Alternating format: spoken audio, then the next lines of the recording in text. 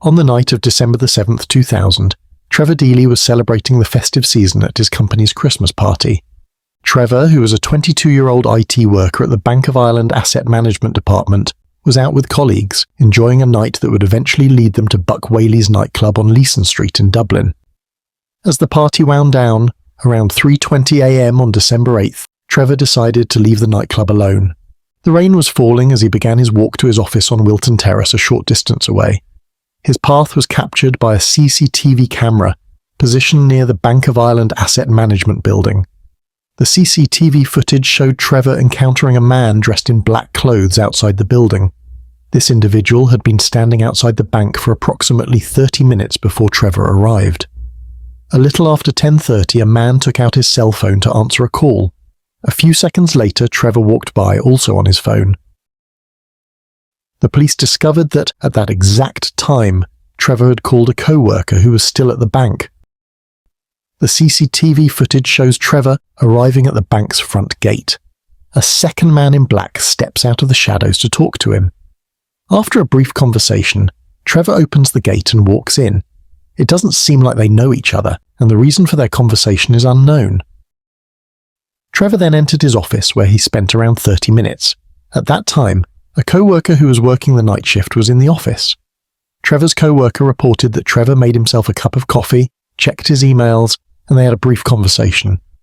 At about 4 a.m, he left the office, taking an umbrella with him to shield himself from the rain. Due to a taxi driver strike that night, in protest against government plans to deregulate the industry, Trevor had to walk the 2 kilometers back to his apartment at the Renoir complex on Serpentine Avenue. He headed east along Wilton Terrace, crossed the Bagot Street Bridge, and turned left onto Haddington Road.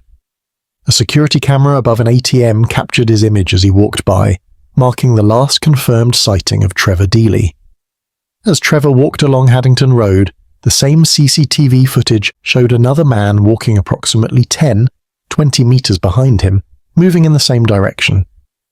This detail led to much speculation over the years about whether this person was following Trevor and if he could be the same man in black seen earlier at the bank. Despite exhaustive investigations, including a thorough search of the canal near Haddington Road, no trace of Trevor was ever found. The man in black has never come forward, and his identity remains unknown. The conversation outside the bank, which could have been trivial, still holds potential clues to Trevor's fate. Over the years, numerous theories about Trevor's disappearance have emerged, but none have been confirmed. Some speculate that he might have been intoxicated that night, causing him to fall into the water under the bridge and drown. However, his phone reportedly remained active for several days, making it unlikely that he accidentally fell into the canal or the River Dodder. Additionally, his umbrella was never found. If he had fallen into a river, it's probable that the umbrella would have been discovered caught on a rock or branch. In December 2023, a breakthrough came when investigators confirmed that the man seen walking behind Trevor on Haddington Road had been identified but was later ruled out as a suspect. He was not the same individual seen outside Trevor's workplace. This revelation brought some clarity but did not solve the mystery. Trevor's disappearance has left an indelible mark on Dublin. His last steps, captured on a rainy December night, are still a puzzling mystery that remains unsolved.